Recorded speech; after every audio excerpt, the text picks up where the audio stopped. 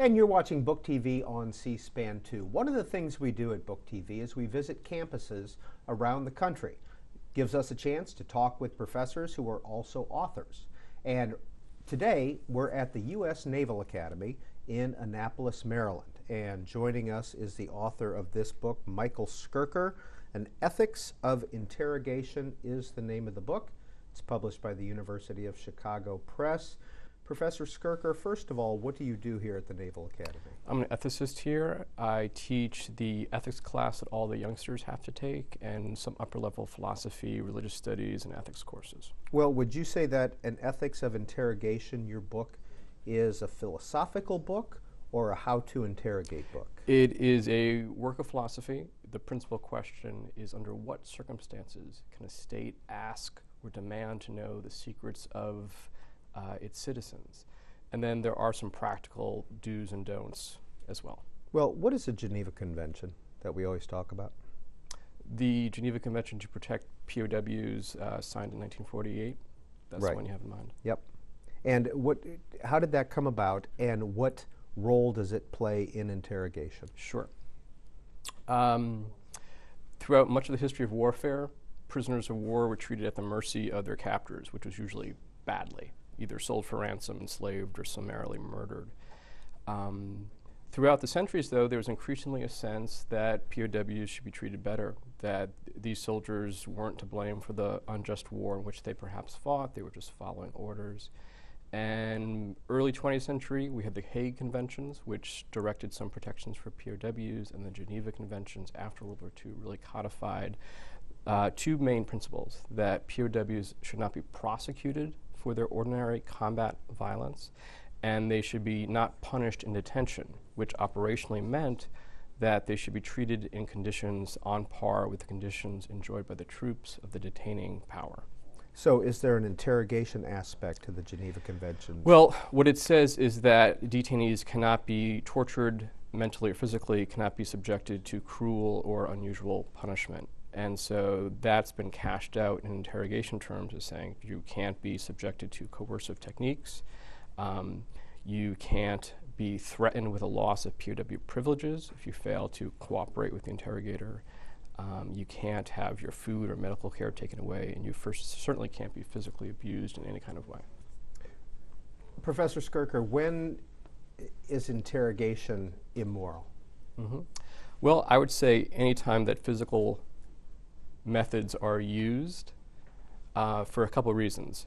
First of all, whether it's a law enforcement interrogation or a military or intelligence interrogation, usually the detainee is a suspected criminal or suspected irregular combatant. It's not known for certain that this person has done anything meriting any kind of coercive treatment. So if you start torturing people, you are summarily punishing people who may very well be innocent. And particularly in counterinsurgent situations, more often than not, the interrogator is interrogating an innocent person who's just been caught up in some kind of sweep. Second, even if you do have a prisoner of war in an enemy uniform, or a confirmed, say, Al-Qaeda member, or a well-known gang member, he's not physically being violent when he's in the interrogation booth. And the basic argument rooted in human rights is that you can only be violent with people if that's the only way to halt their immediate, imminent violence. So if they're not being violent, you're acting disproportionately if you are being violent towards them. So that's the moral argument in your view. Yeah. What about the legal argument? Where does the law fall into that? The law is even more restrictive. I mean, the law says just quite clearly with any kind of detainee, whether it's a domestic criminal suspect or a POW or a suspected irregular combatant in an international setting, you can't use any kind of force, you can't use mental torture, you can't subject the person to cruel or degrading punishment or cruel degrading treatment of any type. Professor Skerker, what about the U.S. laws? Do you agree with the current U.S. laws on interrogation? To the extent that I understand them, yes, because they are restrictive in the sense that I just gave, that no kind of coercive treatment is permitted. Detainees, whether they are suspected, domestic criminal suspects have a right to counsel. They have a right to remain silent, which I think is appropriate since it's not certain that they're guilty. The protections afforded to suspected irregular combatants captured abroad are less specific. I think they should be afforded counsel, which is not always done, because if you are, say, a person in Afghanistan who's captured by foreign troops who accuse you of being a terrorist, well, you might be a terrorist, or you might just be a goat herder. And you should have the same kind of protections against wrongful suspicion, wrongful conviction that, say, an American would. You used the word domestic. Is there differences between domestic or U.S. citizens, enemy combatants, and what are irregular combatants? Sure, okay.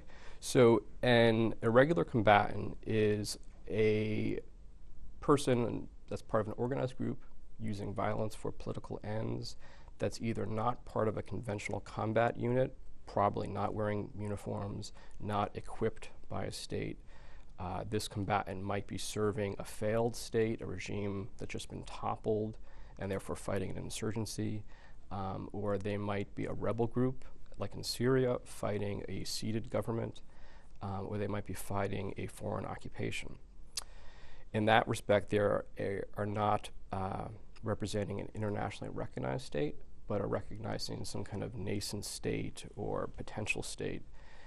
Also, you could have conventional soldiers using irregular tactics. There were examples of that in World War II, living off the land, maybe operating out of uniform, operating outside the regular logistics train of a conventional military, using guerrilla tactics, hit-and-run techniques, booby traps, things like that. And for American citizens, though, are the protections different? Are they stronger? Okay, so I would argue that in terms of human rights, all people have the same set of human rights, which include rights against arbitrary detention, arbitrary accusation, rights against abuse, rights to retain their privacy, and rights to refuse personal questions asked by strangers. Now, what I do think is different is the powers of the government vis-a-vis different groups of people.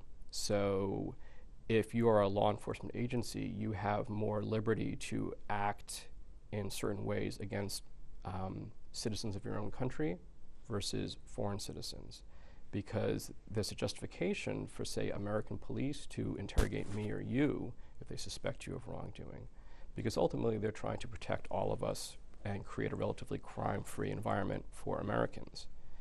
If U.S.